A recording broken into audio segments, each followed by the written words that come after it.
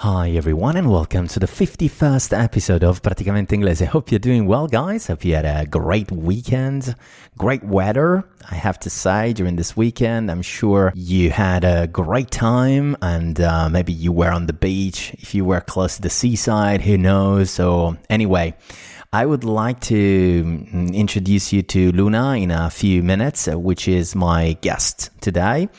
She's an English teacher. And let me speak a little bit in Italian and then we're going to have a long interview in English, so no worries at all. Parlo un pochino in italiano visto che poi insomma parliamo un pochino in inglese durante tutto l'arco dell'intervista. Oggi ci sarà Luna Checchini, lei è una insegnante di inglese specializzata nell'insegnamento dell'inglese per professionisti e anche adolescenti, ma insomma la conosceremo, ci dirà un pochino di cose. Oggi con lei parliamo di comunicazione non verbale, parliamo di multiculturalità, lei ha avuto tante esperienze all'estero e inoltre gli chiederò, come sempre, come il must della puntata, sono i consigli per migliorare o imparare l'inglese un pochino più velocemente. Quindi ognuno ci dà delle piccole perle ogni volta e sicuramente sono consigli molto utili. Come sempre vi ricordo di seguire Praticamente Inglese, il podcast, un pochino su tutte le varie piattaforme, da Spreaker a Google Podcast, Apple Podcast, Spotify, quindi seguite, così sarete notificati quando insomma esce la nuova puntata. Come sempre vi ricordo che Praticamente Inglese è un po' su tutti i social. Chi vuole supportare il podcast può farlo su patreon.com/Mattia Morelli e così ci facciamo anche qualche chiacchiera insieme. Insomma, stiamo costruendo un bel gruppo di supporters e ne sono molto contento. Vi ricordo di mandarmi un messaggio su LinkedIn se volete condividere il vostro feedback circa il podcast, darmi dei consigli o voleste voi stessi proporvi per essere intervistati. Sto cercando nuove persone per ovviamente continuare a portare valore a tutta la bellissima audience che si è creata attorno a questo podcast.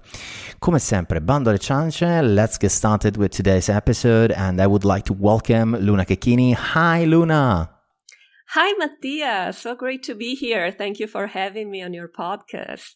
I'm so happy to have you here. We had the chance to speak on Clubhouse, right? Definitely, yes. And then you became a podcaster yourself as well, right? I did, and you gave me a great hand on that. So thank you for getting me started with that.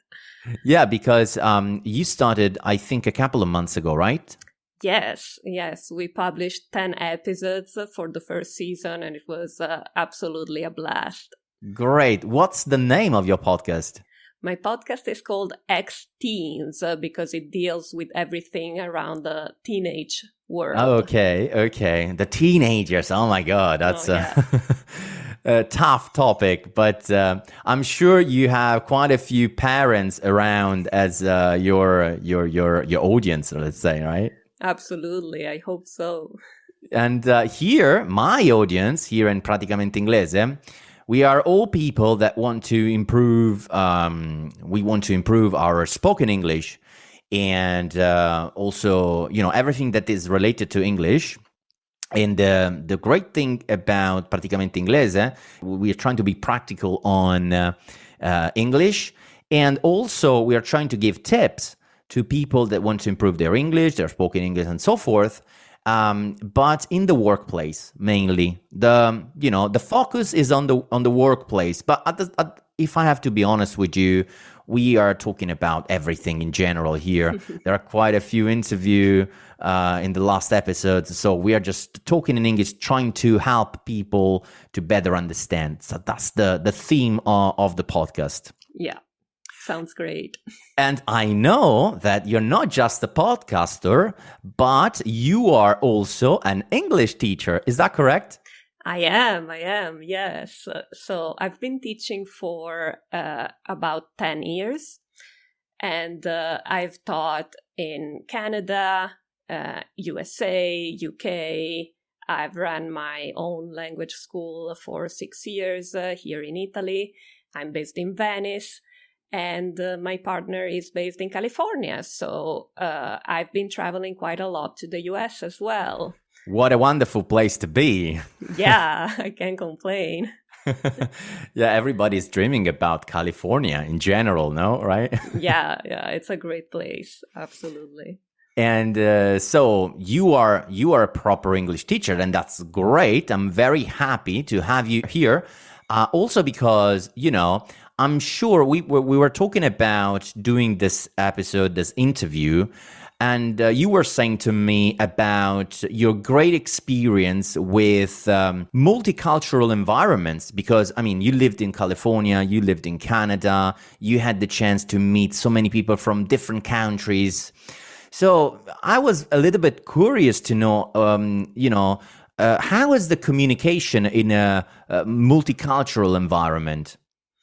Well, I have to say that often we as Italian people, Italian students, we focus a lot on being correct when we speak English. We focus a lot on our pronunciation and on the vocabulary, the tenses, and all of that is fantastic. But communication is not only language, is basically a message that has to go from one place to another, and vice versa.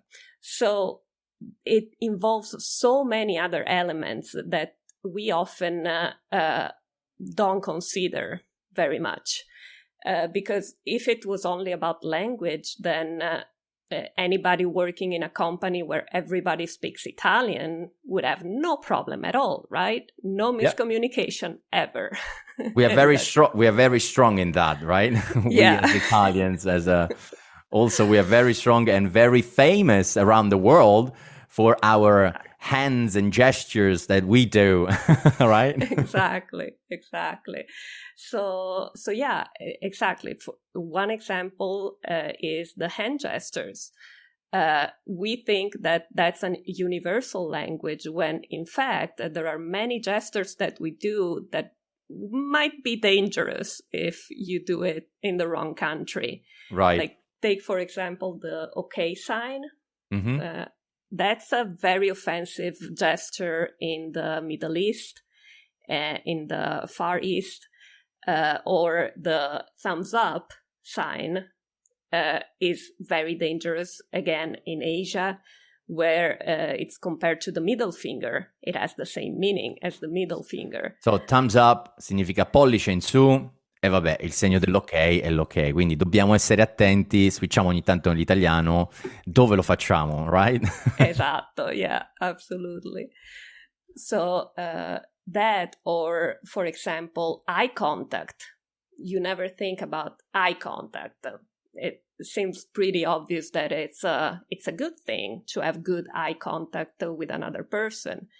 But there are countries where that's completely unacceptable in some situations because it's a challenge to power, for example. So if you have a boss from a specific country that might be, I don't know, an Asian country, for example, most of the times it's good to not keep a regular eye contact, but to look down in sign of respect.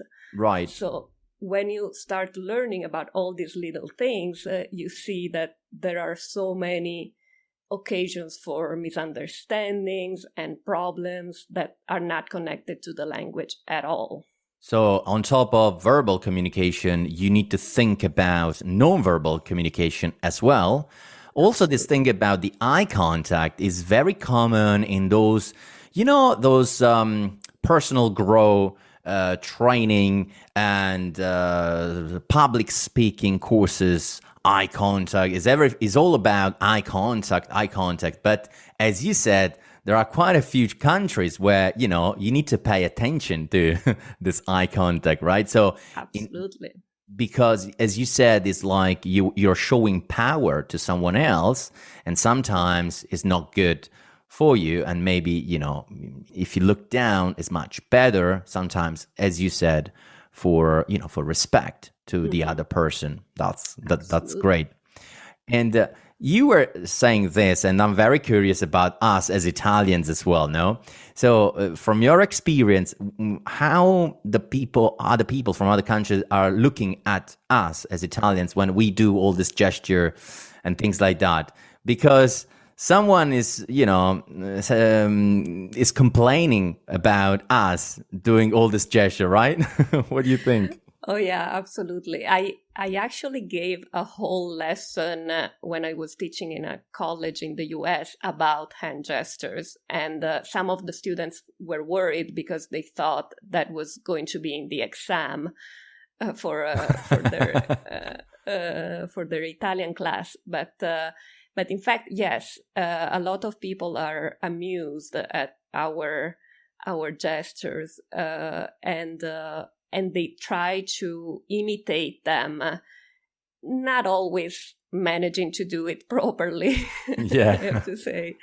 Like, for example, once I was trying to be very authoritative, very strict with my students, and I was moving my hands in up and down in a gesture, like you have to be quiet and you have to follow the instructions. And they started imitating my gesture. And because they didn't understand what I was doing with my hand, I was like, this is ridiculous. That cancels the whole point of doing this. Yeah, because they were laughing maybe at you. Yeah, exactly. And you were trying to communicate exactly the opposite, no? Exactly. Okay, that's quite interesting. Yeah, us as Italians, that we tend to do a lot of those hand gestures. So that's the thing that we need to really we need to be very careful on that. So that's the first tip we can give to the audience. When you travel abroad, pay attention not to exaggerate too much with hand gesture. Exactly. What about people from different countries? What are the main differences with Italians? Oof, where should I start? It really depends on the country you're dealing with, you're working with. For example, think about punctuality. Like everybody outside of Italy thinks that Italians are not punctual. Okay, let's debunk this myth, because some Italians are punctual, some Italians are less punctual, maybe. But there are cultural differences there as well. Like, we know that Scandinavian countries, Switzerland, of course, Germany, they are very time-conscious countries. Everybody's punctual, transportation is very punctual, etc. And then, for example, I had this experience when I visited my brother who was studying in Portugal, where we had a reservation at the restaurant at 8 p.m., right? So I was ready at 7:30 because I'm a very punctual person. Nobody else was ready. They were just getting started. We ended up at the restaurant at 9:30. An hour and a half later. And it was totally fine. We still had our table. Everybody was very relaxed. So it's not a problem of, is it right or is it wrong to have a time-conscious culture? It's just a matter of knowing what you're dealing with, knowing who you're working with, and knowing if the punctuality is important to that person or not. I think it's very common in the Latin speaking countries like Spain, Portugal, Italy, no? We kind of have this attitude, no, with time. But at the same time, we realize that if we are in a working environment, for example, and we are dealing with people from the north of Europe, of course, it is not the same, right? It's not like going out for dinner. So you need to understand that for them is very important, not that you arrive at 8 a.m., let's say, but at 7:50 you're already there. It's just the kind of attitude that you're communicating to the other person, right? Yeah, exactly. And if you're working in a company where everybody is late, might not be very productive, but if that's the company culture, everybody's fine with it. But especially now when we're working from remote, and still some people are able to be late for virtual meetings, that's absolutely unacceptable for most Yeah. multicultural companies. And there's So this new trend. I don't know if you notice, is that there is no video anymore. So it's just audio because people, they just wake up at the very last yeah, minute. or they're just grocery shopping while the meeting is going on. Yeah. Or they're doing something else, or they're driving, maybe. So you're not gonna see Yeah. people anymore. There's no eye contact with people because we're so, we are so into those calls, so Zoom calls and stuff like that. That we are trying to do something else, and at the same time, or maybe we don't want to show ourselves. Maybe I didn't comb my hair, or I don't know, whatever. I have my pillow, the sign of the pillow on the face, those kind of things. Exactly. But yeah, definitely, you're absolutely right. And so, having said that, what can we do as Italians to improve ourselves? Looking at international colleagues, what are the things that could be great to have? Well, first of all, I would say to speak about the elephant. So we always say there's an elephant in the room when there is a problem that nobody is talking about. Well, speak about the elephant. If you see that there are cultural clashes, cultural problems inside a multicultural environment, bring it up. Because the worst thing you can do is ignore a problem when it's there. And then something we can learn is definitely being open to other cultures and other ways of thinking, and thinking that it might not be a problem of language or a problem of personality, because most of the times we tend to think, that colleague is just so not nice to me every time I speak to him. Or maybe it's just another kind of problem. Maybe there's something that you're doing that really goes against their values or their habit. So just open your eyes to all the cultural aspects of working with other people. Yeah, Be open and be embrace curious. those differences as well, Yeah. and you can grow. You can grow up with Always. Yeah. those people around you. And for me, it was exactly the same. I had the chance to live and work abroad, and I had the chance to stay at the same table in the same desk with people from Spain, from China, from even South Korea, or people from Philippines or Americans, and you understand, and you as a person, you are trying to you're trying to collaborate, trying to understand the other people, and that's very, very important. As you said, it's not just about speaking in English. That's it. It's a lot of things altogether, and the non-verbal communication is something big when you are working with the people from all over the world, let's say, right? Absolutely, yeah. It's fundamental. And also be open to not be offended by other people's behaviors, because we can be on the receiving end of all kinds of stereotypes, all kinds of conversations that make us uncomfortable. And it's good to learn from this, to grow, and to talk about the elephant. Just talk about that elephant every Talk time about it comes out. the elephant. That's great. I mean, as you are an English teacher yourself, can you share? I always do this question to my guests. But maybe everybody's talking about the movies with subtitles, or they're talking about find a girlfriend or a boyfriend from a native speaker boyfriend or girlfriend, or all those different tips that are very, very common. Of course, we understood that practice is very, very important, just to try to have those 10, 15, 20 minutes every day trying to listen to English, listening, or trying to speak. in English, even in front of the mirror, let's say. But can you share a few tips that you would like to give us, in terms of better understanding English or improve our spoken English and so forth? Sure. Well, first of all, one thing I always tell my students is find your passion. Because, it's great to watch TED Talks or videos about your branch of business. But if you're passionate about something else, I have students who are passionate about video games.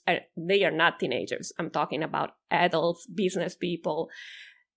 Just watch a video game or play a video game with English subtitles, because that's English too. Like, the characters are speaking in English. If you're passionate about reality shows, watch them in original language. What better way of learning slangs than reality shows or Kardashians or whatever it is?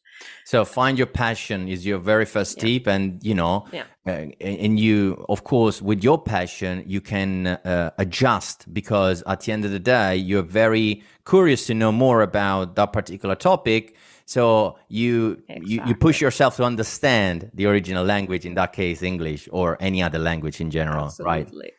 My next tip would be to switch into English or any other language you want to learn, all of your devices, your computer, your smartphone, your smart speaker.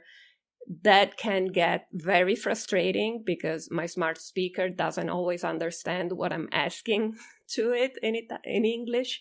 But I swear it's a very good method to try and make yourself understood, even if by a machine in this case. But Luna, that's a great tip, because I heard someone told me about switching just the language on the phone, but you were adding here as well the other devices like Alexa. So you can practice English asking questions to Alexa or Google or Siri, whatsoever. And that's great, because you can say, hey Alexa, what time is it? Al posto di dire Alexa, che ore sono? E quindi automaticamente queste piccole cose, those little things, will help you to practice English. And that's great, because you're not ashamed, because you are alone. Exactly. Talking with the machine, let's say. And remember, all of these devices can also tell you stories, tell you jokes. They have different functions that they can do in English much better than in Italian, for example, because they are updated more often in English. Right. So you have all sorts of possibilities there. And then a very analogic tip that I like to give to my students is use Post-it notes, sticky notes all around the house. If you're learning, for example, the vocabulary for the house, but even if you're learning, I don't know, phrasal verbs, just stick phrasal verbs around the house so you have them in front of you from the time you wake up till you go to bed. And habit makes it more like easier to of course, that's a great thing. So memorize. On the fridge, you just the noun is fridge. Or the oven, which is il forno, or whatever, and then open up could be, a phrasal verb that you kind of write down the gesture you're doing on that particular object or washing machine or whatsoever. That's another great tip. Oh, thank you very much, Luna. That's very, very practical. And that's great. I mean, someone will say, okay, if my wife or my husband will see all of those things all around the house, we'll say, oh my God, this guy is crazy. No, it's just trying to learn, improve English. So let them do it. If you see something like that starting from tomorrow, that's great tip. And also, Luna, where can we find you online? I don't know if you have a page, a website, or you're on LinkedIn. I don't know. Tell me a little bit more. Or tell to our audience about yourself. Absolutely. So you can find me as Luna Checchini on all social media platforms. and on my website, ripetizioni-inglese.it, so ripetizioni-inglese.it.